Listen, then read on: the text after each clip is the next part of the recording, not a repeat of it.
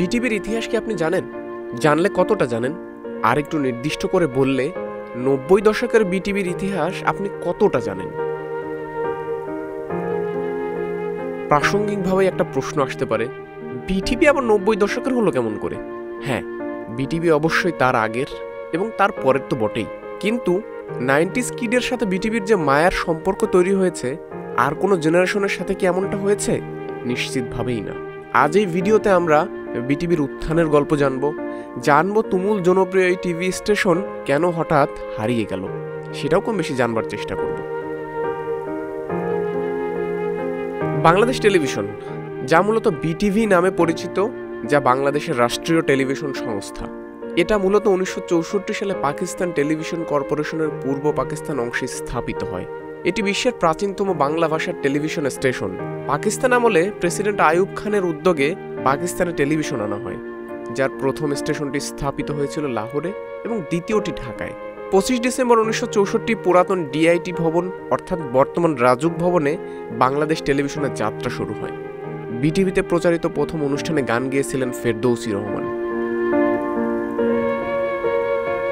1971 সালের 23 মার্চ থেকে পাকিস্তান জাতীয় সঙ্গীত ও জাতীয় পতাকার পরিবর্তে বাংলাদেশের জাতীয় সঙ্গীত ও জাতীয় পতাকা ওড়ানো হয়। পাকিস্তানের পক্ষ থেকে তখন হুমকি দেওয়া হয়েছিল এই সব বন্ধ করতে।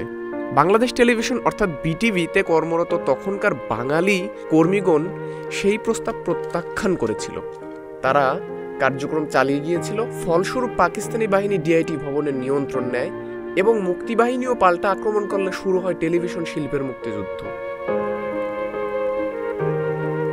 1980 সাল থেকে বিটিভিতে রঙিন সম্প্রচার শুরু হয়, যা দক্ষিণ এশিয়ার প্রথম কোনো টেলিভিশন স্টেশনের রঙিন সম্প্রচার।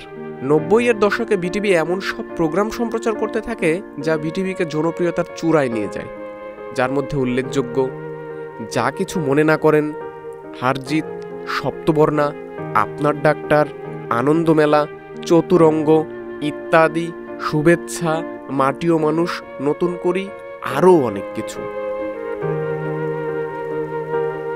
সেই সময় ফ্যামিলি ড্রামা হিসেবে পরিচিত বিটিভি এমন সব নাটক সম্প্রচার করতে থাকে যা এখনও দর্শক মহলে সমানভাবে সমাদৃত, যেমন সংসপ্তক, কোথাও কেউ নেই, আজ রবিবার, বহুব্রীহি, নক্ষত্রের রাত ইত্যাদি। দেশের সবচেয়ে বড় এবং সবচেয়ে প্রাচীন এই বিনোদন মাধ্যম বাংলাদেশ টেলিভিশন হঠাৎ কেন হাওয়ায় মিলিয়ে গেল? বিটিভির এই মুখ থুবড়ে পড়ার কারণ হিসেবে আমরা 3টা কারণ নির্বাচন করেছি।